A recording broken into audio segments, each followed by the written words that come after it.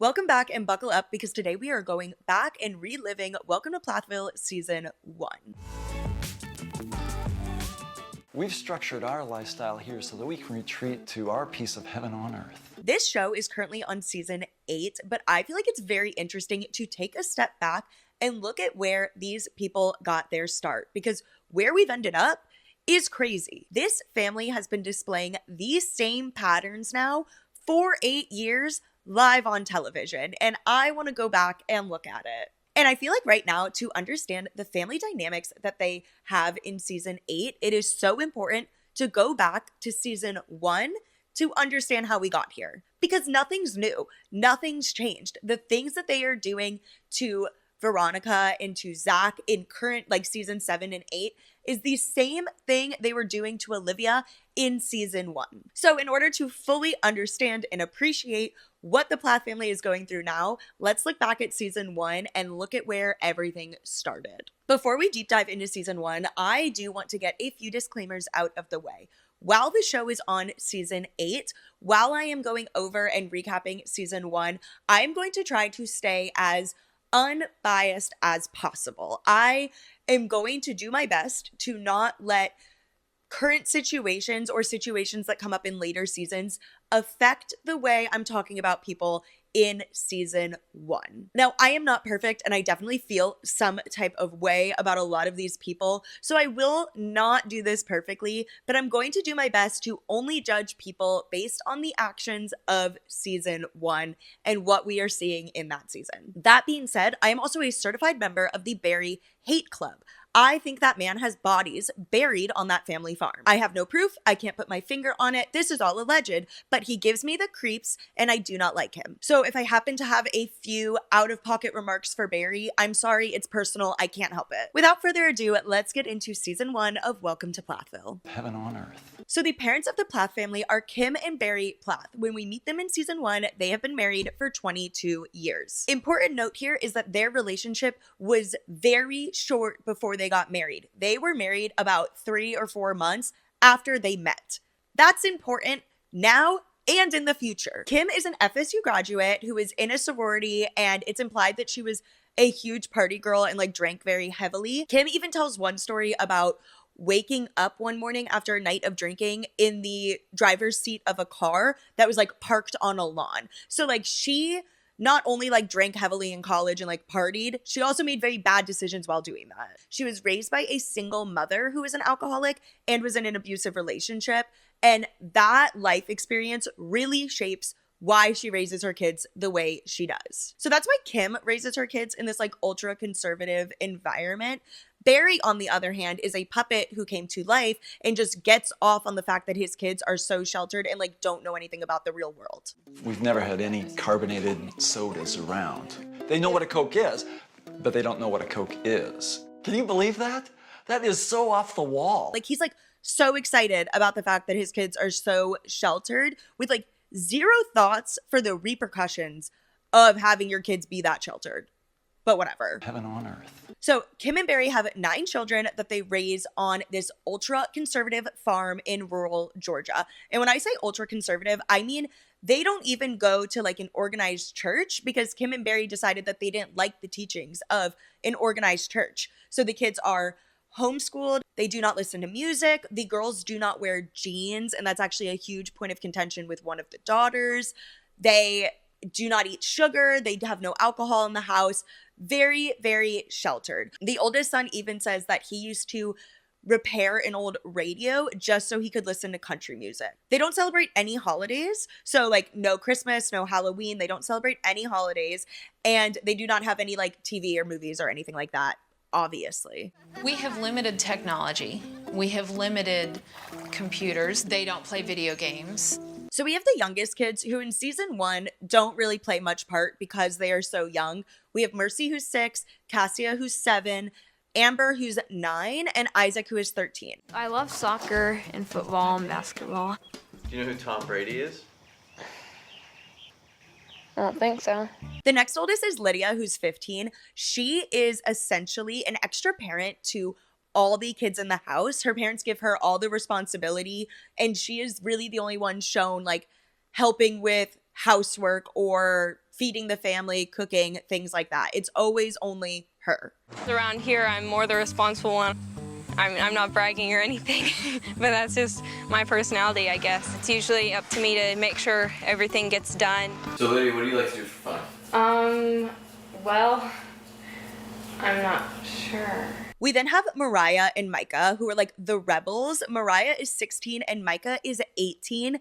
And in season 1, they have the reputation of really pushing back against their parents. Mariah mostly does this by like wearing makeup and like sparkly tops, like flashy clothing and jeans. And like she very clearly does not fit in with the rest of her siblings. And yes, her mom did tell her she was sinning for wearing jeans. Micah rebels a little bit more quietly. He decides like he wants to be a model, so he kind of like gets into that. And he and Mariah are seen like going into town and like hanging out with kids their own age and like talking about dating, like being normal teenagers, but in the eyes of their parents, trying to rebel. The next oldest kid is Hosanna, who is not in the show. She is 20 years old and married, so she lives off like with her husband, and they never mention her. And then we have the oldest son, Ethan. When the show starts, he is 21 years old and he is a newlywed to his wife, Olivia. He's recently moved out, but they do still live in the same town. Ethan and Olivia also got married very quickly, but not quite as fast as their parents. They courted for about a year before they got engaged.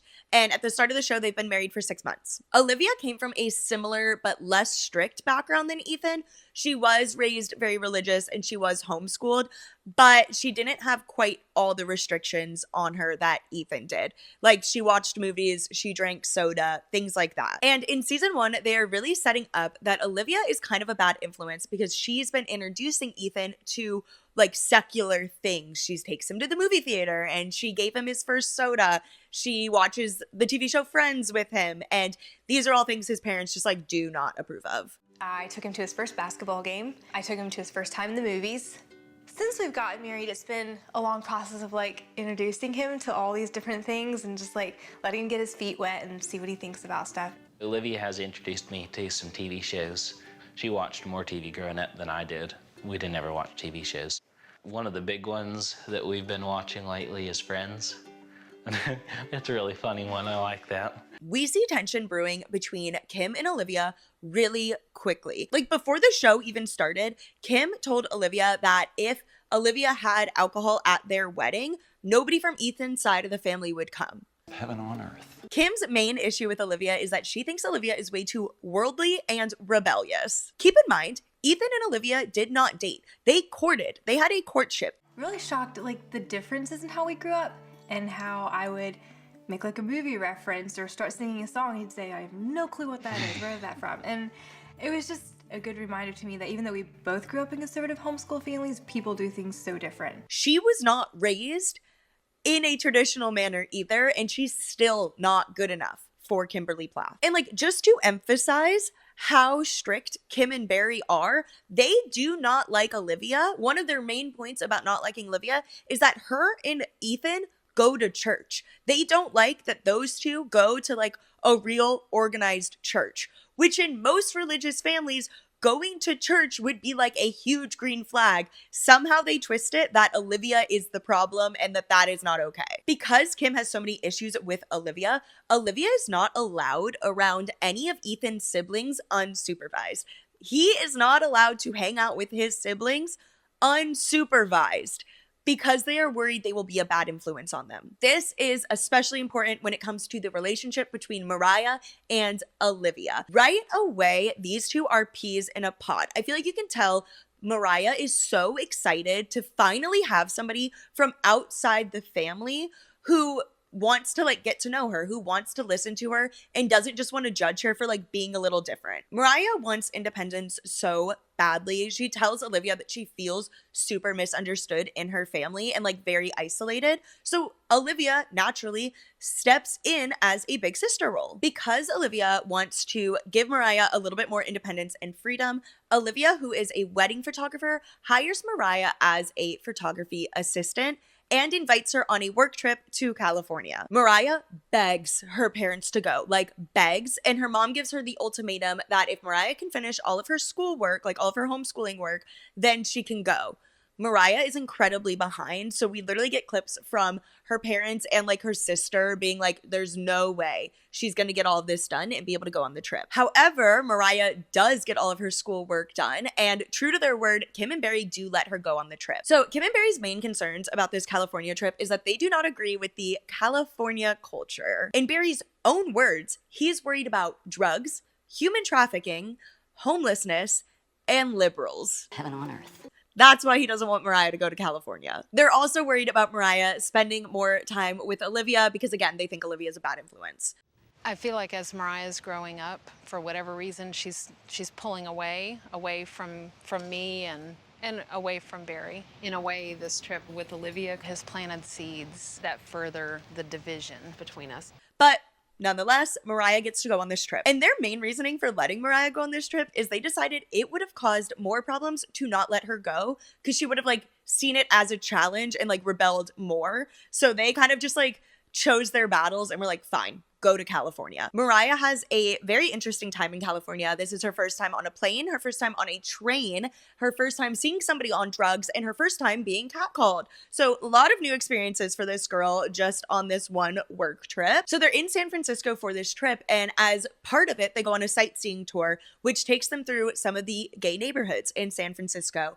And this is when we see Mariah fully start questioning why she was taught certain things. She even says, those are her words, she doesn't understand why she was taught certain things. She doesn't say that she's talking about gay people, but like it is very heavily implied. She does not understand why her parents taught her that being gay is bad. My parents kind of prepared me for the fact that California is going to be different. It's not going to be super good. Watch out for the bad stuff. They don't agree with the overall culture of California, and then I get out there and I'm like, you know what, it's not so bad. But there are some really good people out there. It just makes you wonder why you were taught that. In Mariah and Olivia's eyes, the trip goes great. They go home closer than ever, and Kim and Barry are just like not happy with Olivia. In the next episode, we really dive into how deep the conflict between Kim and Barry and Olivia really is. Kim and Barry leave for their anniversary trip to go to St. George Island. It's not very far, but it is kind of a drive, and they go for the weekend. However, before leaving, they leave strict rules with the kids at home that Ethan and Olivia are not allowed over because they'd be unsupervised.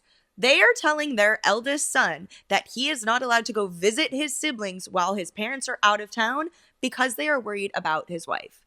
Crazy. And it really comes down to Kim and Barry blame Olivia for Micah and Mariah rebelling so much. They go out of town for the weekend and they leave Lydia with a chores list. None of the other kids, just Lydia gets a chores list. This is the list of what needs to get done. I'm not saying you have to do all this. Yeah. You just get to pick who does what or just make sure it gets done. On this beach trip, Barry says he likes going to the beach in November because people keep their clothes on. Like I said, creep. He's such a weirdo. I can't. We also learn about their youngest son, Joshua, who died in an accident on the farm when he was an infant. And that accident is important to mention because not only is a trauma like that going to change a family, it was also an accident that most of the children witnessed. And I feel like it helps explain how this family just became so insular. Experiencing a trauma like that truly just brought them even closer and much more resistant to outsiders. Back at the farm, Mariah, in an effort to piss off her parents, texts Ethan and Olivia and tells them to come over because the parents are gone. And Micah, in an effort to piss off his parents, takes his brother Isaac and one of his younger sisters to Walmart to buy ice cream. Because remember, these kids are not allowed to have sugar. So they are rebelling while their parents are out of town by eating ice cream and inviting over their older siblings. Insane. When I was younger and my parents like went on a date night or something, or we needed a babysitter and they left my older brothers in charge, that's literally how they like bribed us to like behave. The brothers watched us and they gave us ice cream. Like, it's insane that this is what these kids are doing to rebel when this is just like normal sibling behavior. Like, it's crazy. Ethan and Olivia, despite knowing that they shouldn't go over anyways because they are fed up with all of these rules. Nothing bad happens. Obviously, Ethan and Olivia go over. They all hang out. They're racing like these goat carts. They're playing in the like yard of the farm. It's a very wholesome, like family environment. The only problem is it only happened because the parents are out of town. However, Ethan and Olivia showing up to the farm does cause major issues in their relationship with Kim and Barry. From Kim and Barry's perspective, they have been so lenient, especially like letting Mariah go to California. In Kim and Barry's eyes, they're being very nice. But to Ethan and Olivia, they're being ridiculous. So this just furthers their divide, which causes problems for the rest of this season. Right now, we're about halfway through season 1, and we've laid a really great foundation of all the issues that are about to come up in the second half of this season.